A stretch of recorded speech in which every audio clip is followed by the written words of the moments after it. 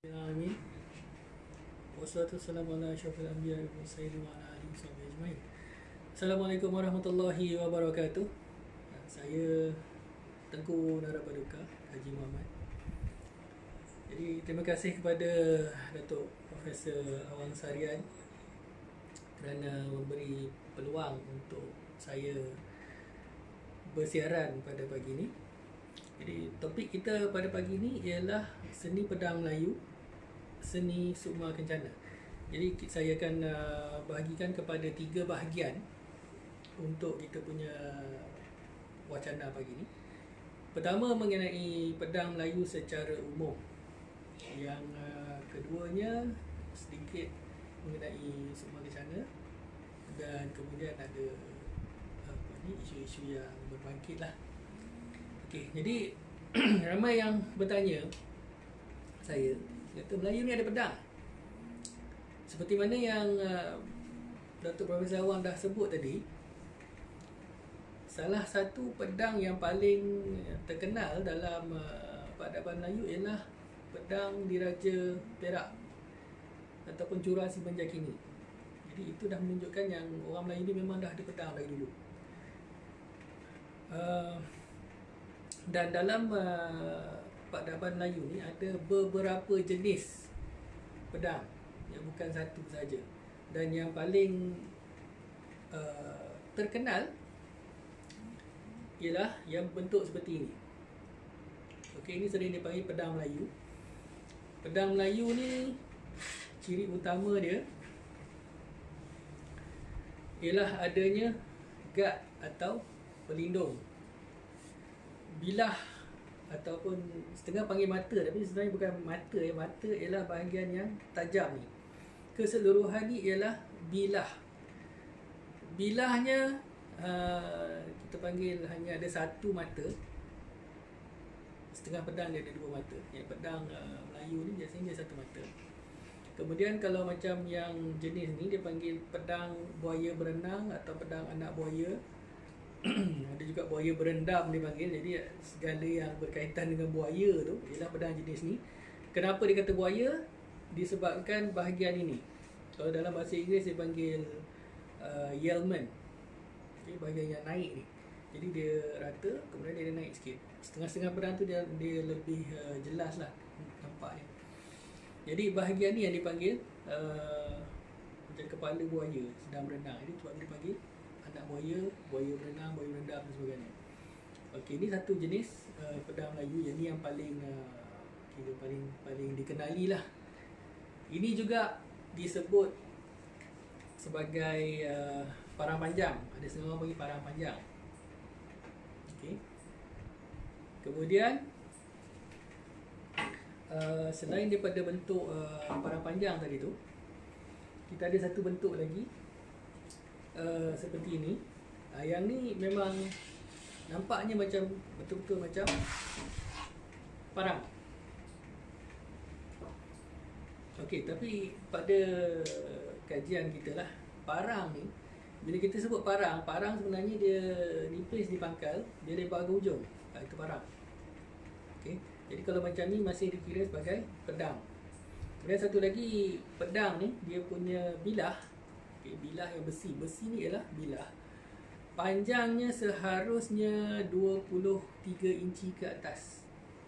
Yang macam pedang Melayu tadi tu, pedang Melayu tu panjang dia ialah sekitar 21 inci. Sebab tu setengah orang panggil ni parang panjang, dia tak panggil pedang. Okey. Jadi ini satu lagi jenis pedang Melayu. Yang ni saya rasa yang ni lebih lama daripada yang tadi. Yang tadi tu daripada tahun 69. Yang ni saya dapat tahu daripada tahun 30-an atau 20-an. Okey, dan kalau kita boleh tengok di sini, kadang-kadang pedang Melayu ni dia ada inskripsi. Okey, tak semua ada, tapi sesetengah tu ada. Okey. Itu salah satu ciri pedang Melayu lah. Kemudian seterusnya kita ada satu lagi bentuk. Yang ni baru. Okey, baru dibuat, tapi bentuk ni sebenarnya ialah bentuk pedang Melayu yang kita boleh kata yang paling lama lah. Pedang Makara. Makara ni maknanya hulu dia berbentuk seakan-akan Makara. Makara ialah setengah kata, ada yang menyebutnya sebagai gajah mina, gajah laut. Pada saya Makara ni naga laut sebenarnya. Jadi yang ni telah diubah suai supaya tidak nampak ciri-ciri naga tu, tapi bentuk asalnya masih ada. Jadi kira pedang macam ni dipanggil pedang Makara. Okey. Ni satu lagi bentuk pedang Melayu lah. Yang ni bilahnya 25 inci, lebih panjang daripada yang tadi. Okey. Setakat ni yang saya tunjukkan, pedang Melayu semuanya digunakan dengan sebelah tangan. Tapi ada sejenis pedang Melayu yang digunakan dengan dua tangan. Okey, ini satu contoh. Okey. Pedang yang digunakan dengan dua tangan ni dipanggil pedang Jenawi. Okey, yang ni bilahnya agak pendek, tapi pemiliknya seorang yang bertubuh agak kecil. Jadi senjata Melayu ni sebenarnya dia mengikut ukuran pemakai atau tuan dia. Jadi kalau tuan dia rendah, maka dia akan lebih kecil atau pendek lah. Jadi ini ialah pedang Jenawi. Kalau kita tengok bentuknya seakan-akan pedang Jepun, cuma dia tak ada sangga atau guard di sini, atau subah dalam bahasa Jepun. Ada juga pedang Jenawi yang mempunyai sangga. Okay, jadi dia maknanya tidak semestinya kekal pada satu reka bentuk yang tertentu. Jadi ini ialah bentuk kita boleh kata tradisi untuk pedang Jenawi. Kemudian terakhir sekali saya akan tunjukkan pedang Jenawi Sukma. Yang ni yang digunakan dalam seni pedang Sukma Kencana. Okey. Jenawi dalam kamus bahasa kamus Dewan bermaksud pedang panjang yang digunakan dengan dua tangan. Okey. Jadi ini ialah pedang yang digunakan dengan dua tangan. Okey, yang mana kita dapat lihat di sini. Hulunya cukup panjang untuk digunakan dengan dua tangan. Okey. Bilahnya daripada besi. Kalau yang tadi tu ada yang besi campur, ada besi pamor. Yang Jenawi ni dibuat dengan menggunakan besi moden, dibayang bilah yang baru. Okey. Seterusnya saya nak cerita sikit pasal cara untuk pegang pedang. Jadi kalau kita tengok, kita ada pedang Melayu tadi yang satu tangan tadi. Okey, satu tangan biasanya dia pegang begitulah. Okay, dia sebenarnya dia ada tiga jenis genggaman. Okey, ada yang pertama ni genggaman untuk menetap. Okay. Yang kedua dia lebih bersudut. Okay, bila bersudut ni makna kata ini untuk memotong. Okey, yang tadi untuk menetap. Ini untuk memotong. Okey, kemudian ada satu lagi bila jari tu di atas. Okey, bila jari di atas ni dia lebih kepada untuk mengikap. Okey, jadi kita boleh mengikam, kita boleh memotong dan kita boleh meletak dengan pedang. Satu ciri utama yang penting bila kita kata pedang ni, pedang biasanya dia tidak kita tidak akan lagakan bilah pedang dengan bilah pedang. Jadi kita tak ada main macam dalam filem tu lah. Itu sebenarnya kurang tepat. Okay. Tidak dinafikan dalam bertempur ni mesti akan ada belaga. Tapi kita tidak melagakan pedang ni dengan sengaja. Okey. Kemudian kita selain daripada cara nak pegang pedang tadi,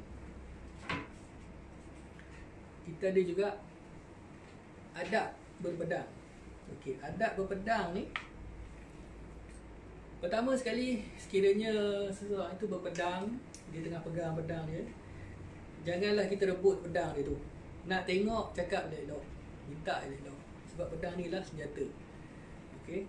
Dan biasanya kalau terpulang pada tuannya, kalau tuan dia nak bagi, kita boleh bagi pada orang yang nak tengok tu. Dan yang menerima tu juga terima dengan dua tangan. Jadi kita tatang, kita panggil tatang. Tatang pedang tu, dan seelok-eloknya bahagian yang tajam ni, bahagian mata tadi ni menghala ke tuannya. Jangan bagi dekat orang dengan yang tajam. Okey, bagi ke arah kita. Satu. Yang menerima pun terima, dan bila nak bagi balik tu, dalam keadaan macam mana kita terima, bagi balik. Dah terima tadi, nak tengok. Nak tengok, jangan main cabut macam ni. Itu nak menyerang. Okey. Untuk tengok bilah pedang, siku kita ni letak di pinggang, pegang pedang ni, tolak sikit sarung dia dan buka. Okey. Lepas kita tengok, dah tengok bilah tu, sarungkan semula. Jangan hentak, masukkan elok-elok. Okay, jangan hentak, tengah orang dia tu tak elok. Okay. Letak elok-elok, dan rapat tu bagi balik pada tuannya. Okay. Pedang seperti mana senjata lain, sekiranya ada di atas lantai, jangan dilangkah, jangan dipijak. Seelok-eloknya jangan letak atas lantai. Okay. Kemudian dia ada protokol dan etikanya lah yang lebih lanjut. Itu mungkin kita boleh bersiaran di lain kali lah. Cuma satu lagi yang saya nak sebut mengenai pedang ni ialah, pedang ialah satu sunnah. Okay, sunnah yang dibawa oleh baginda Rasulullah lebih 1400 tahun yang lalu. Okay, jadi membawa kepada topik yang seterusnya, iaitu sukma kencana, seni sukma kencana, seni pedang sukma kencana. Jadi asal usulnya dari mana, siapa yang bawa, setengah orang suka guna term apa ni, istilah sanad. Okay. Jadi seni sukma kencana ni ialah satu seni pedang Melayu. Okay, saya kata Melayu, warisan daripada nenek moyang saya, yang mana dah sekarang ni dah sampai 11 generasi dah berada di tanah Melayu. Yang pertama sekali yang kita kenali sebagai Effendi, berasal daripada Turki. Effendi ni pun yang kita tahu ialah gelaran dia, bukan nama dia, gelaran. Okay, mungkin bisa kata Ahmad Effendi atau Muhammad Effendi. Effendi itu gelaran. Cuba kita tahu Effendi. Jadi daripada Tuan Effendi tadi ni, dia turun kepada anak, pada cucu, cicit sehinggalah ke tahun beliau sampai di Sumatera, pada masa itu Sumatera Utara, di Aceh, pada tahun 1700, penghujung 1700. Masa itu masih kerajaan Turki Osmania. Yang kita dapat tahu beliau ni ialah seorang ulama. Okay. Kemudian seni pedang ini berasal daripada beliau. Jadi pada asalnya pedang yang digunakan itu mungkin berbentuk pedang Turki, kilich. Tapi setelah berada di tanah Melayu ni 200-300 tahun, senjata tu pun sendiri telah berubah daripada kilich tadi kepada mungkin yang saya tunjukkan tadi, pedang yang satu tangan tu pedang Makara, dan akhirnya menjadi pedang Jenawi. Dan pedang Jenawi Sukma ni ialah inovasi terkini yang digunakan di dalam sistem seni pedang ni. Walaupun senjatanya berubah, tapi hakikatnya seni tu tetap sama. Jadi dia berubah mengikut peredaran zaman. Teknik kaedah tu tetap sama. Jadi daripada Effendi tadi, Effendi, anaknya Akasyah, kemudian anaknya Abdullah, anaknya Haji Abdul Aziz, kemudian anaknya Syekh Abdul Latif. Syekh Abdul Latif pada ketika itu tinggal di daerah Talu di Sumatera bersama dengan anak anda beliau Haji Muhammad Saleh telah berhijrah ke Tanah Melayu pada tahun 1880 dan bersama mereka membawa seni pedang Suma Kencana. Tapi pada masa itu kita belum ada namanya. Nama Suma Kencana tu belum ada lagi pada masa tu. Okey, selepas pada Haji Muhammad Saleh tadi, Syekh Abdul Latif seorang ulama yang dia beliau tidak duduk setempat, beliau bergerak. Begitu juga dengan anak anda beliau, telah dijemput ke Rembau, kerabat Rembau jemput untuk mengajar agama, dibinakan surau untuk beliau mengajar. Setelah berada di Rembau, kerabat Johor pula menjemput ke istana pada tahun 40-an, 50-an dan akhirnya beliau wafat di Endau.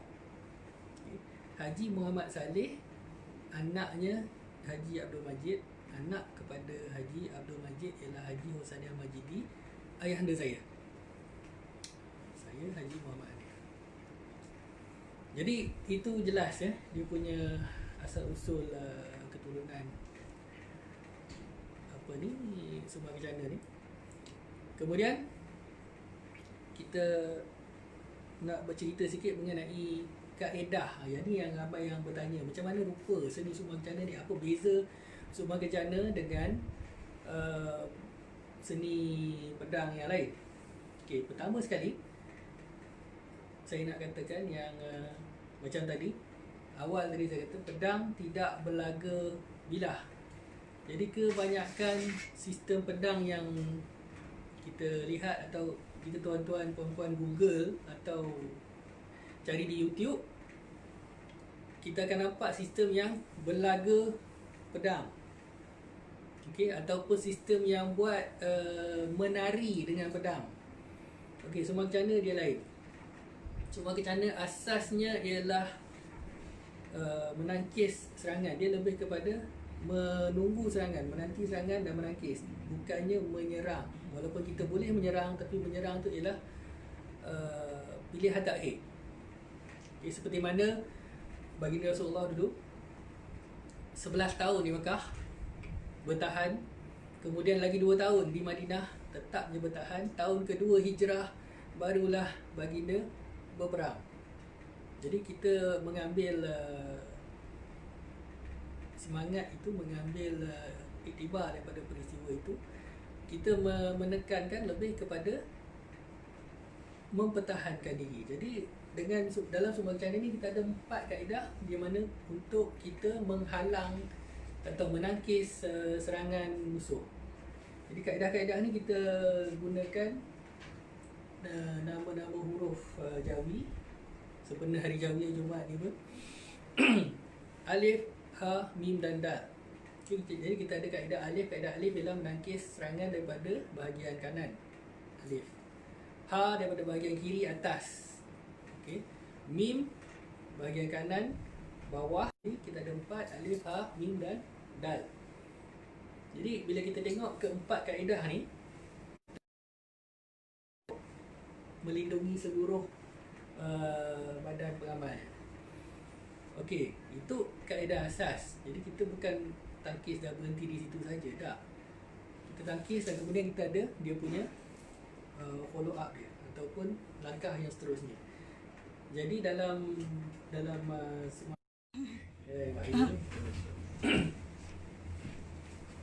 okey, kita kembali bersiaran. Tadi ada masalah teknikal sikit. Okey, kaedah alif, ha, mim dan dal membentuk nama Ahmad. Okey, yang tu nanti kalau siapa yang nak tahu boleh menyertai kelas kita dan insya-Allah kita akan belajar lah. Okey, seterusnya saya tadi terhenti pada kaedah tangkisan dan sebenarnya dia ada langkah seterusnya, pemakan. Okey, dia bukan berhenti takat tu. Dia ada pemakan dia dan langkah yang berikutnya. Okey, dalam seni bela diri mana-mana pun kita tetapnya ada langkah. Langkah ni ataupun dipanggil tapak. Tapak dulu langkah. Tapak dalam semua kejana kita bertapak, bukan ada setengah kata tapak tunggal. Tapak tunggal ni dia tak bergerak, dia tunggu di situ. Okay, dalam semua kejana kita bertapak. Tapak ada 1, tapak tunggal, tapak 2, 4, 8, 16, 32 dan 64. Jadi semua kejana lebih kepada yang banyak sebab dia ialah seni pedang yang bukan statik, dia bergerak dan lawan dia bukan seorang lawan seorang, dia seorang lawan ramai. Jadi saya juga pernah keluarkan istilah tari pedang. Okay. Tari pedang ni maknanya dalam bertapak tadi tu, gerakan pedang ni menangkis, makan, itu ialah tarian dia. Tari pedang tu bukannya orang tu menari tak, pedang tu yang menari. Jadi yang pemakai atau pengguna pedang ni, pengamal ni, dia cuma sebagai satu kata wadah untuk pedang ni menari. Itu masuk tari, bukan kita belajar menari tak. Tari pedang tu yang menari. Okey, satu lagi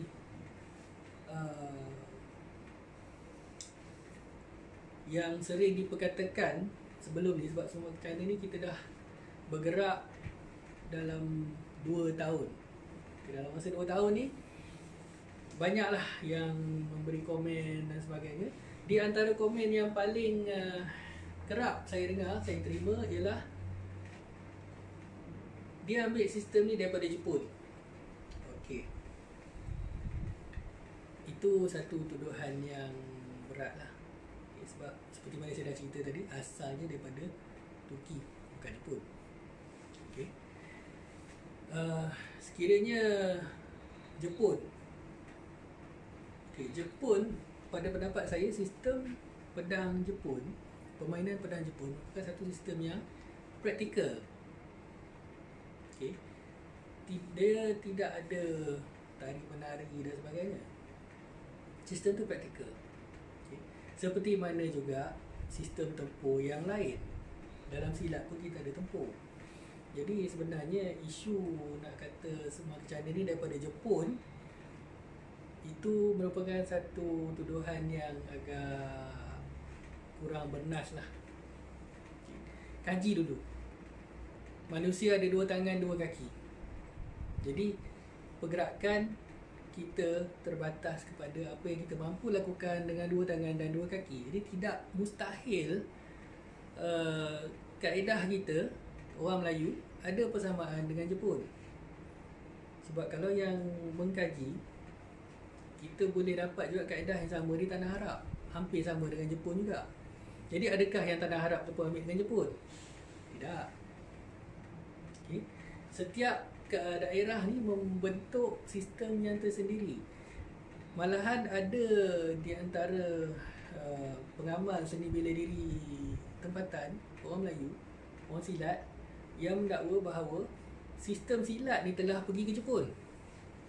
Itu saya tidak ingin komen lah dalam buat masa ni. Tapi maknanya tidak mustahil sistem kita yang ke sana, senjata kita ke sana. Okey, yang kedua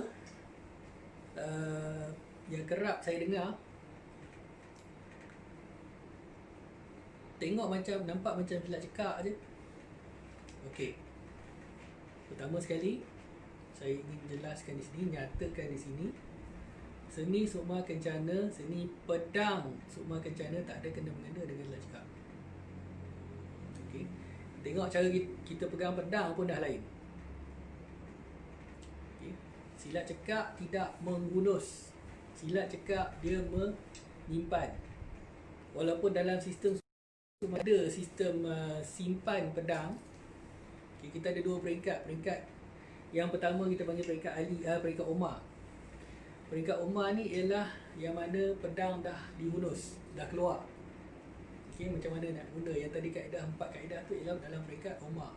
Peringkat seterusnya ialah peringkat Ali. Peringkat Ali ni macam mana jikanya kita diserang dengan keadaan pedang dalam sarung lagi. Jadi dalam peringkat Ali ni juga penuntut akan diajar macam mana untuk menggunakan pedang dalam keadaan simpan. Okay, mungkin dia tengok yang ni kot, dia kata macam tak cakap dah lain Dan ingin saya nyatakan di sini, saya tak pernah belajar apa-apa sistem Jepun secara formal.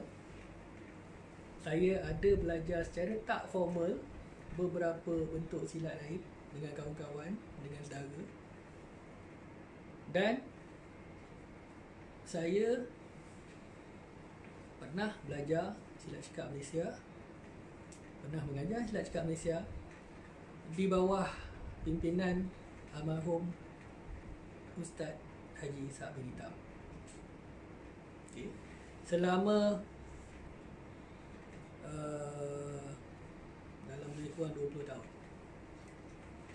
Yang tu saya mengaku, betul, saya pernah belajar silat cekak. Tapi di sini saya ingin ulang lagi sekali, seni Sumang China bukan silat cekak. Tolong jangan kaitkan ya, dan tolong jangan nak belaga-lagakan antara persatuan dan sebagainya. Kita orang Melayu ni nak bersatu, bukan nak pecah. Ajaran saya sendiri sekarang ni, ini warisan keluarga saya, ini warisan darah keturunan saya. Okey, saya harap perkara itu jelas. Jadi kepada yang ingin mengetahui dengan lebih lanjut, kita akan mengadakan kelas secara talaki atau berdepan, okey, pada hari Ahad 9 Ogos, dalam masa 2 minggu lagi, di Serendah. Jadi untuk maklumat yang lanjut boleh rujuk kepada page FB Seni Sumang Kencana ataupun pada FB saya Dara Paduka untuk jadual kelas dan sebagainya. Saya mengalu-alukan semua daripada umur 16 tahun ke atas, lelaki dan wanita, dan sekiranya ada yang bukan Islam pun nak mencuba, silakan datang, boleh tengok, tak ada masalah.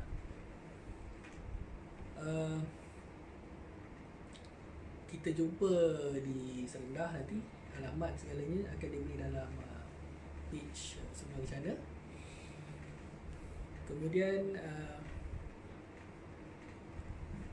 segala maklumat lanjut juga di dalam page Sumang Kencana lah. Kemudian sekarang ni ada satu isu yang sering dibangkitkan ni sebelum kita mengakhirkan siaran pada hari ini lah. Ada satu isu mengenai guru, mengenai sanad. Okay. Jadi sekarang ni banyak dikatakan guru Google, okay, maha guru Yahoo, maha guru YouTube. Ramai yang buat rebranding. Dia belajar silat lain. Contohnya macam kalau yang nak menuduh saya buat silat cekak jadi pedang tu. Okay. Maknanya saya belajar silat cekak, okey, sekarang ni saya tukar silat cekak tu, saya rebrand balik, saya kata Seni Sumang Kencana. Contohnya macam tu lah. Tapi saya dah cakap tadi, tak ada kena-mengena antara cekak dengan Sumang Kencana. Okay. Dan orang yang berkata tu pun, adakah anda mempelajari silat cekak? Dah tahu silat cekak tu macam mana? Dah khatam silat cekak tu macam mana? Sehingga anda boleh membandingkan Sumang Kencana dengan silat cekak. Kalau belum, tolong jangan. Kalau bukan ahli silat cekak, tolong jangan. Sebab setakat ni yang saya jumpa, ahli silat cekak ni pun tak kata benda ni daripada silat cekak. Okey. Jadi adab berguru ni sekarang ni saya tengok agak kurang dalam kalangan masyarakat kita ni, orang Melayu. Okay. Kita nak berguru, datang jumpa guru tu, tak kira lah guru apa pun, pertama sekali ambil sikap cawan kosong. Cawan yang penuh berisi air, kita nak isi air baru tak boleh. curah dulu air tu keluar, buang dulu, kosongkan cawan anda tu, barulah guru tadi dia boleh tuangkan air yang baru. Barulah kita boleh dapat ilmu yang baru. Kalau tidak, kita rasa kita lagi pandai daripada guru, baik tak payah guru. Okay. Walaupun anda pergi misal kata bengkel satu hari, macam saya pernah buat sebelum ni, bengkel-bengkel sehari, bukan pedang saja, saya ada buat bengkel tumbuk lada juga. Jadi walaupun bengkel sehari, tetapnya yang mengajar tu dah jadi guru anda.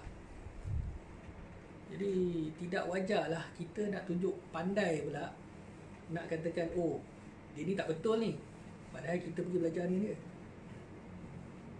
Okay. Hormatlah guru tu walaupun cuma sehari kita belajar dengan dia. Tetapnya ilmu tu ilmu dia. Tak hormat dengan dia, ilmu yang dia bagi tu tak berkat. Okay. Dan satu lagi saya tengok, bila guru dengan guru yang ada isu, ada masalah, anak murid pula yang lebih-lebih. Anak murid nak pergi serang, misal kata guru A dengan guru B ada isu, itu antara mereka, antara guru. Jadi anak murid ni tak perlulah sibuk nak pergi, misal kata anak murid guru B ni pergi pula serang guru A. Kita ada 3 level biasanya dalam martial art ni. Kita ada level penuntut, pelajar, kita ada pengamal, kita ada guru. Jadi kalau guru dengan guru ni nak bergaduh ke nak sepak terajang ke apa, itu biarkan, itu urusan mereka. Kalau kita ni sekadar pengamal atau baru belajar, duduk diam. Okay?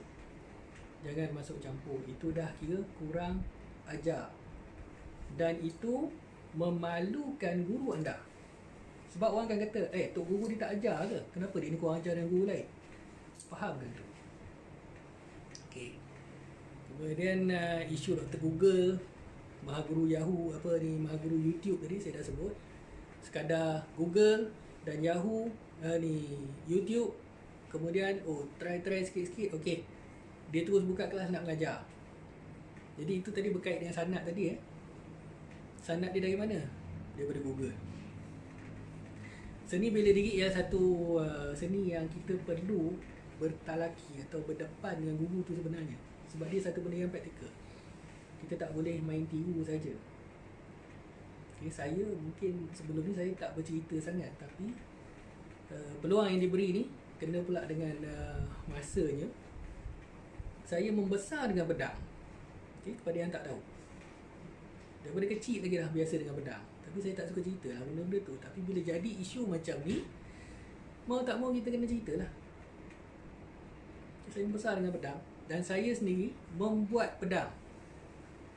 Okay, kalau tuan-tuan tengok tadi tu Jenawi Sukma tu, itu ialah hasil tangan saya. Saya buat sendiri. Jadi seorang guru, saya anggap guru lah, guru keris dalam bidang keris, dia kata kalau nak cerita pasal keris, seharusnya kita boleh buat keris.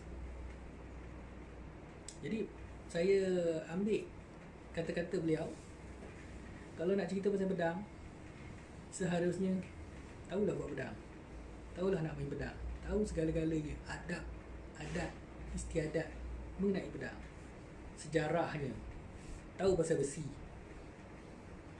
Kalau sekadar tahu main sikit-sikit, lepas tu nak claim jadi guru dan nak cuba jatuhkan orang lain pula, janganlah, malukan diri sendiri je. Okay.